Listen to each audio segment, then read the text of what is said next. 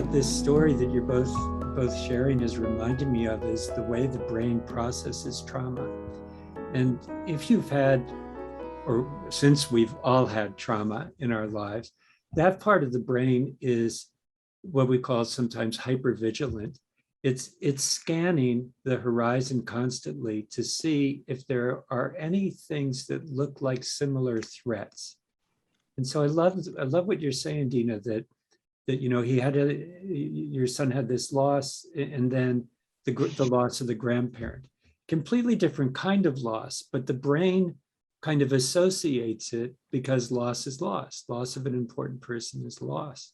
And so the part of the brain where these memories are stored is called the amygdala, is kind of looking for, is there anything out there that looks like what we've suffered before, that looks familiar to this? Because if there is, we need to go into red alert.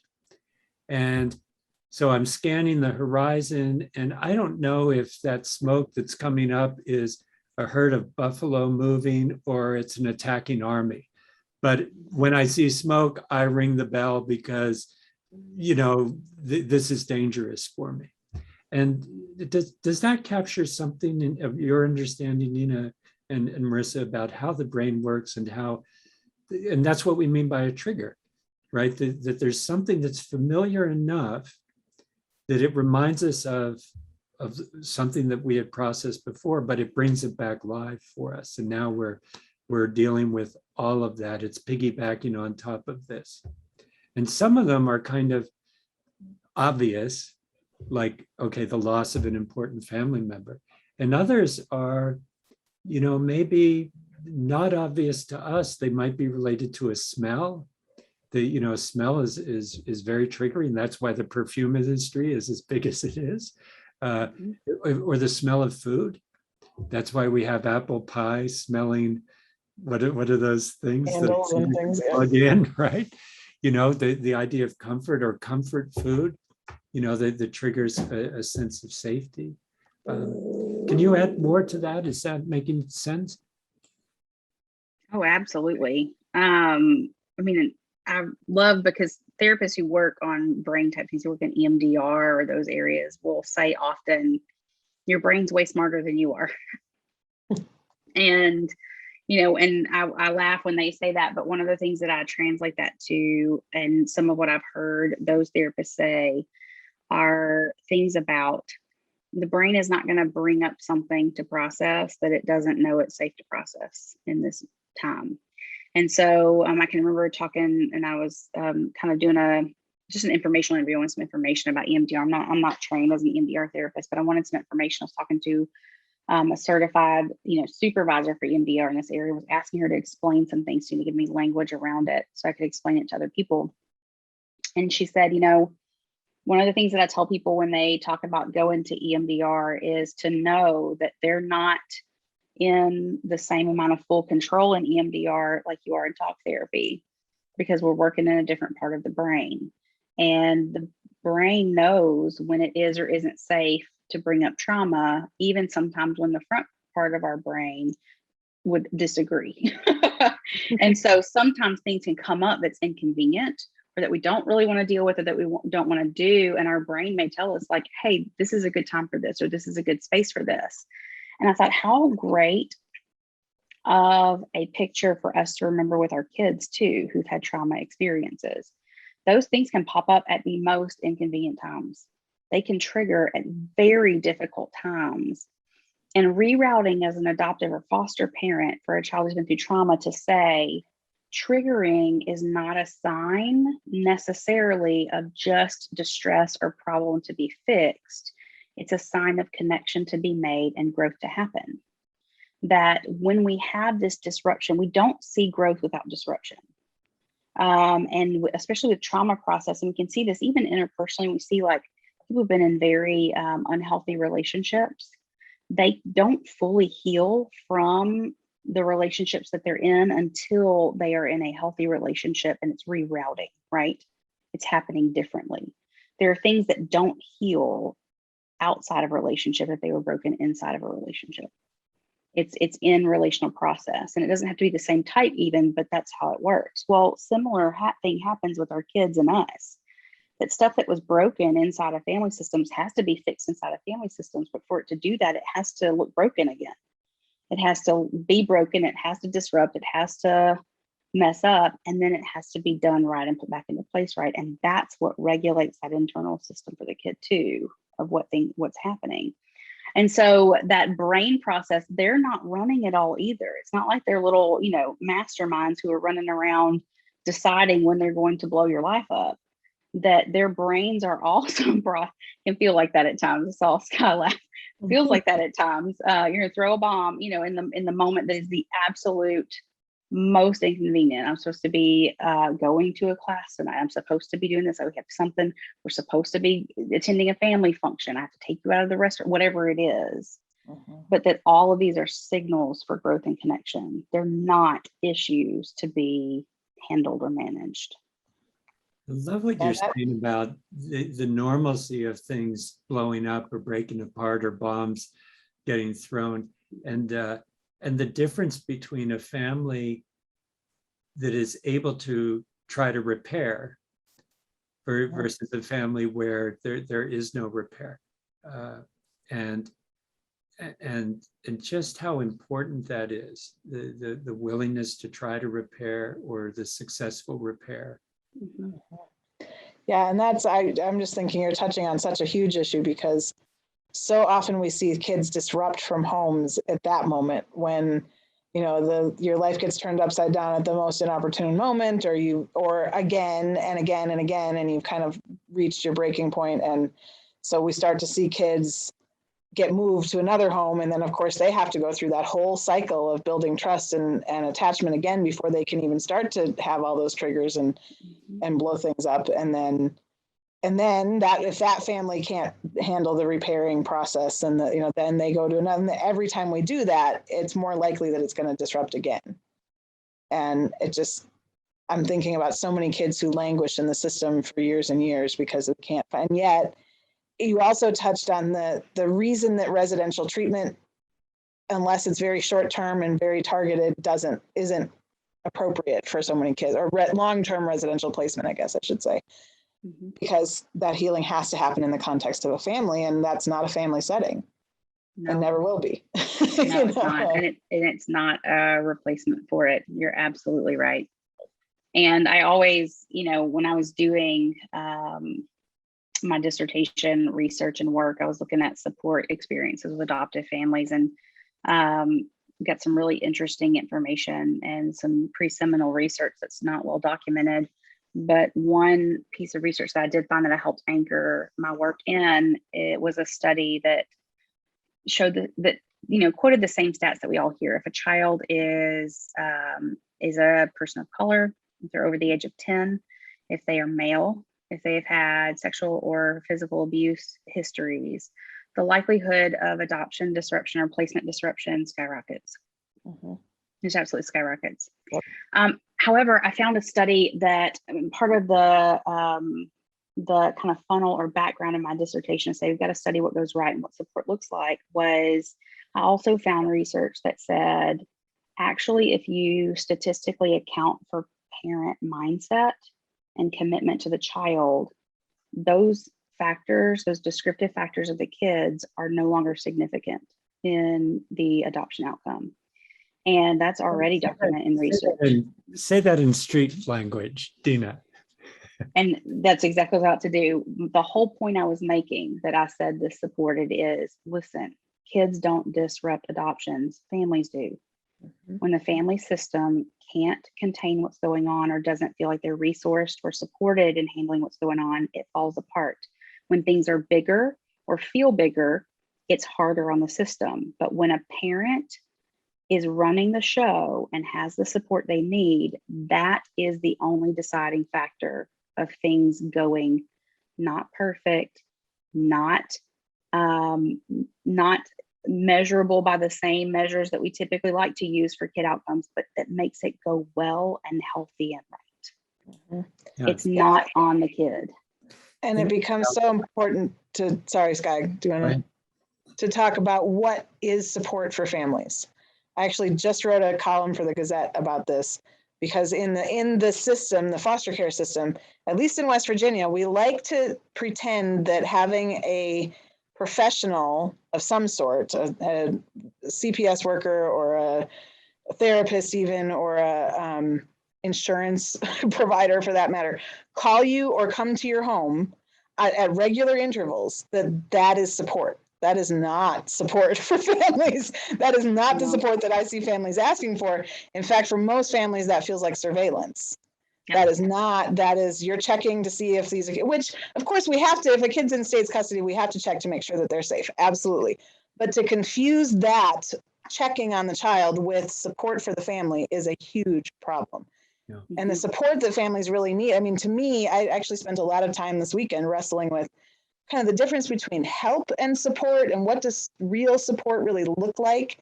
For me, I came down on that with help feels one-sided. It's the professional saying, here's what you need to do. And in the child welfare system, there is almost no room for discussion or disagreement about that. It's okay, well, now I have to do it because they told me I have to. Whereas support is mutual. So support is when Stacy takes my son for the evening or overnight to give me a break, and then the next week she calls and says, hey, I need a break. Can you come hang out with the kids? That's mutual. It's, support can be shared back and forth. And so it doesn't have that hierarchical feeling to it. Mm-hmm. And it's non-judgmental, and it's provided in a confidential way that I don't feel like you're reporting back to somebody about everything that I say and do. It's very, I don't know. I just think that we have come up with this notion that, as long as somebody's checking on you regularly, that's support. No, right. That's not. And Stacy now has lived experience of what it's like living with your son, because he was overnight. Right. So she has a different kind of empathy for you with whatever it's like. I wanted to go back to what Dina was saying, because you've brought this up every time, Dina, and I really am hearing how important it is. This idea of the expectation and the mindset of the parents going into this. And as you were saying this last thing, I was kind of imagining the difference between being brittle and breaking versus being flexible and bending and kind of going with it, and whatever doesn't break me makes me stronger kind of thing. But that I wonder if we could talk for a few minutes about how just entering into this process and what kind of expectations you have, and then how do you develop that psychological flexibility to not feel embarrassed or ashamed or try to make this, you know what I'm trying to say. But particularly for folks that are considering this or just getting into it, who might have had their expectations. I would say, I know a number of folks who had their very high very optimistic, idealistic, and then completely burnt down to the ground and really suffered. So the way I always like to start this, because we don't question this, is I love to anchor our adoptive and foster parent experiences and other things that we already believe and know to be true. Because when something hits against a way that we already function, it can feel a little prickly or bristly. But one thing that we do not question at all is the influence of expectations, especially unrealistic or unmet expectations, on the success of a marriage.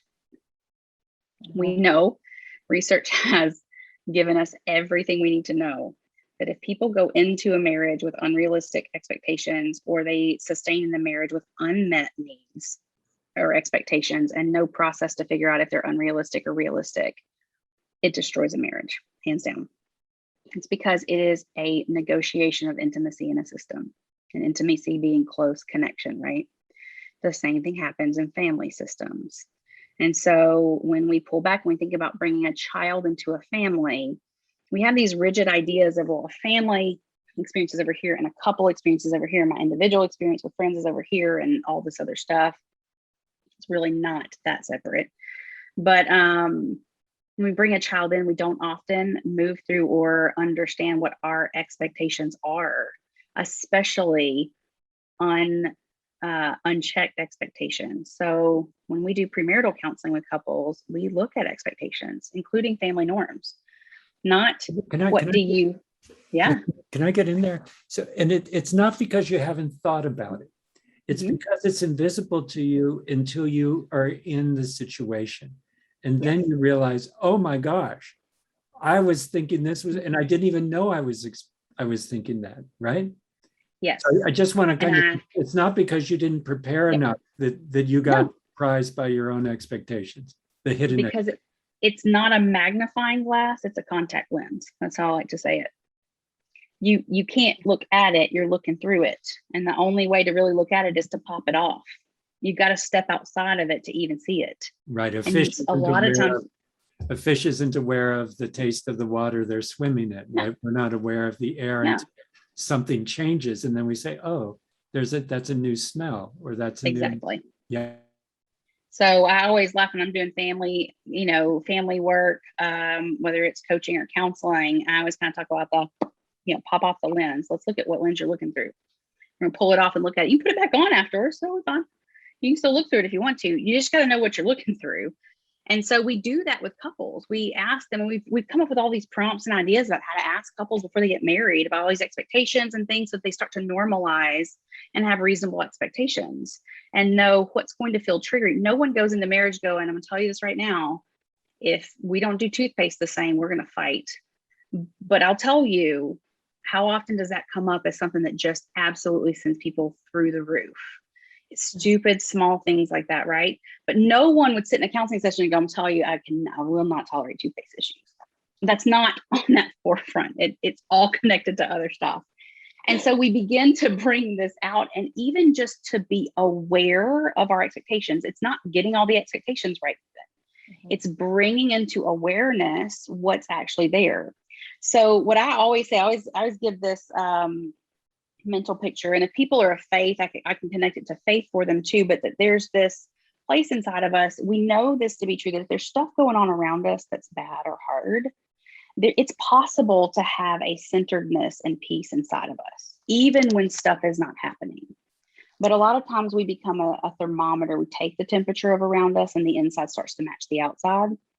And I always suggest that people in family systems or just individuals use that when they start to realize their inside is matching the outside, to use that as a place to stop and say, what's happening here?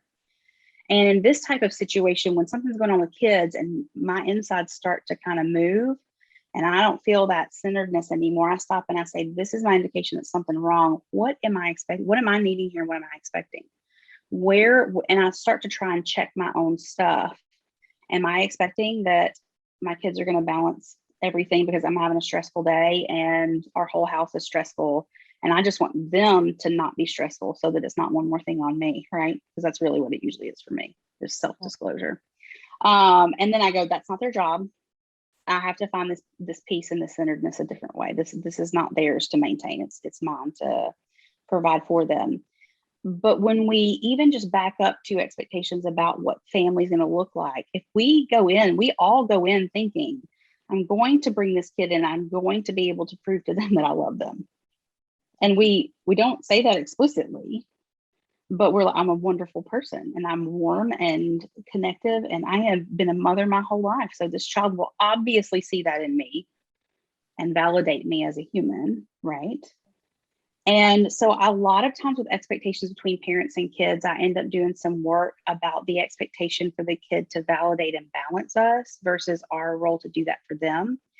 And also very important, the problem with that a lot of times is that people go, oh my gosh, I'm expecting my kids to give me something. That's not right. And instead of saying it's still a need that has to be met, they just try to shut it down.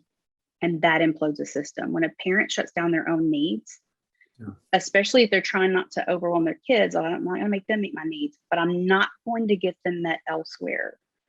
That's a problem.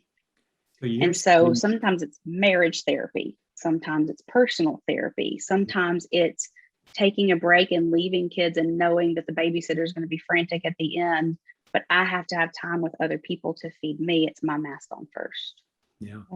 So that idea that my love is going to heal everything even though it might be true in the long run, sets me up when my love doesn't heal stuff that's going on when a bomb gets thrown and I'm triggered and all that stuff. It reminds me, Dina, you're probably familiar with the Prepare, Enrich. I'm certified in that, yeah. Right. So it's a premarital inventory. It has 95% success rate in determining whether the couple's going to be happy or not. One of my favorite questions in that inventory is, I will always be as in love with my partner as I am right now. And the couples that say true to that are the higher risk couples, because they're not anticipating that there's going to be a time when you're going to hate your partner. And hopefully it's going to be temporary. And you're going to wonder, why the hell did I do this? Why did I marry them? And hopefully it's going to be temporary. But the couples that go into this expecting that I am not always going to feel as in love with my partner as I am right now have greater resiliency, because they have a sort of a more realistic sense. And you're pointing to a very similar kind of thing. Am I right on that? 100%. The parents who say it's going to be dreadful sometimes, this is going to be horrible, but we're going to do our best to hang in there with each other no matter what happens. Is that a better kind of? Yeah, I always encourage the moving away from God forbid if that should happen language, and say, when that happens, here's what we're going to do. And that's for marriages or families. And that's for bio or adoptive or foster kids. And we get no guarantees. And that's not a sign of pessimism. That's a sign of resiliency, that I'm anticipating, I'm taking into account stuff is going to happen and it's going to be really hard. And it's going to be so hard, you're not going to want to do this. And that's part of what I'm signing up for. I tell adoptive and foster parents all the time, if you aren't having moments where you're going, should I even be doing this? Like, I think that I'm the wrong person to be doing this. I'm the wrong person for this kid. Do I even have what it takes? If that process isn't happening, you're probably checking out and numbing, which is a problem. That normalizing that as that's part of the process. Welcome to parenting. Bio parents do it too. How many people do you know go seriously question for years whether or not we should have had that third kid? Yeah, that's a lot of story background that they don't fill in, but it's the same thing. This was a mistake. This might have been a mistake. We might have imploded our family by making this choice. We shouldn't have moved. We shouldn't have, changed churches. We shouldn't have, whatever it is, we fill it in and say, we can predict and control. We can predict and control. We can't. And so it's this space of, this is going to feel crazy sometimes. You're going to question if you should have done it, just like getting married, just like taking a job, just like getting an education. We don't have all of the answers and the road paved out. That's not the point. And the more we can remind ourselves that's not the point, we free ourselves up. I always talk about emotional energy too. We only have a certain amount. Just like physical energy, you start running, at some point you're just going to fall over because it's going to run out. And we only have a certain amount of emotional energy, and we have to be revived. And so if we're pouring out emotional energy on the fact that we're even having to deal with something, we don't have enough left to deal with it. So it's the expectation part that robs and steals the emotional energy and honestly keeps people's batteries low. It's running in the background and draining their batteries in the background. They don't even realize that's happening because it's a contact lens. It's an app behind that's draining that battery. In the 12-step community, there's a slogan that says, expectations are premeditated disappointments. And I love that because it really makes me stop and think, like, what is my expectation? Because you know that it's going to end up, nothing's going to ever meet the exact expectation in my head. And I think as I'm listening to you guys talk, I'm thinking, of course, my brain is going back to the system again and the child welfare system. And I'm thinking, part of this, some of this can be trained, some of this can be taught, and or developed over time, and in community, certainly. Some of it, I think there are some people who aren't going to get it, and we don't screen that out. We're so desperate for foster parents that we just kind of take everybody. But I had a very experienced foster parent say to me recently, she works with lots and lots of foster parents. And she recently said, man, I just had to tell a foster parent that they're just not ready for this. Like I see them freaking out about absolutely every little detail. They don't have the room set up perfectly. They don't have the right bed for every age. They don't have, and I said to them, every foster parent will tell you, you get the kid, then you get the bed. Then you set up the room. Like, you have to be flexible enough to figure this out, and you're just not there. And maybe you will be, but it's going to save you a lot of heartache if you just decide not to do this right now. But I'm also thinking, like, why is it that we put, as a society even, we put so much emphasis on premarital counseling and preparing for marriage?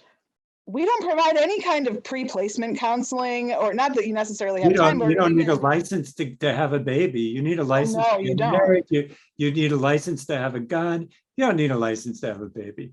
But you do need a license to be a foster parent, but we don't provide sort of pre-licensure counseling as a part of that process. Interesting. Okay. To talk about what are your expectations of this process. And like you said, not when, not, God forbid this happens, but when it happens, here's what we're going to do. Here's our, we can't anticipate everything that's going to happen, but here, I know that I have the support system in place. When things blow up, I know that I have people I can turn to, or that I have, a therapist, or another foster parent who gets it, or a family member who can come over and help with the kids so I can go for a walk, or whatever that is. That's another thing I run into is foster parents who are like, I don't have anybody. And I'm going, how are we approving people who don't have anybody to help? And they don't have, you need to have those structures in place before you start taking kids into your home. So that you have. And I can tell you a little bit about why it doesn't exist. And that was part of what I did with my research. It's what I'll be working on for the rest of my career, hopefully. But when I started looking at what was out there as an adoptive parent, and realized that the world of, because this takes research and it takes development of curriculum, which takes research and looking at what's the problems, what's needed, what's the gap, and how do we fill it. And it's this set of skills that exist in a certain type and level of education. And the adoption literature and research and development has existed in social work and policy and law. And counselors haven't done very much at all with it. And granted, most people don't realize how new of a profession counseling is, separate from psychology, separate from social work. We do something different. It's our lens that's needed, and it hasn't been happening. And that was why when I explained to people that my dissertation research was literally just collecting the experiences of support, both positive and negative, from adoptive parents to lay a groundwork for future future research and building. I could do that because it did not exist yet with a counseling lens and an ecological lens, this levels of support, societal, community, family, and individual. And so I'm very excited, by the way. I just sent the final proofs in the next couple of weeks. Adoption Quarterly, the journal, is going to be publishing that research.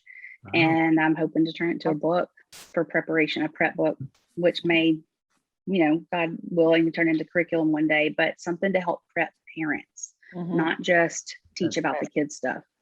Dina, thank you so much. I'm just sitting here. I'm in awe of both of you. You both bring so much wisdom and experience to this conversation.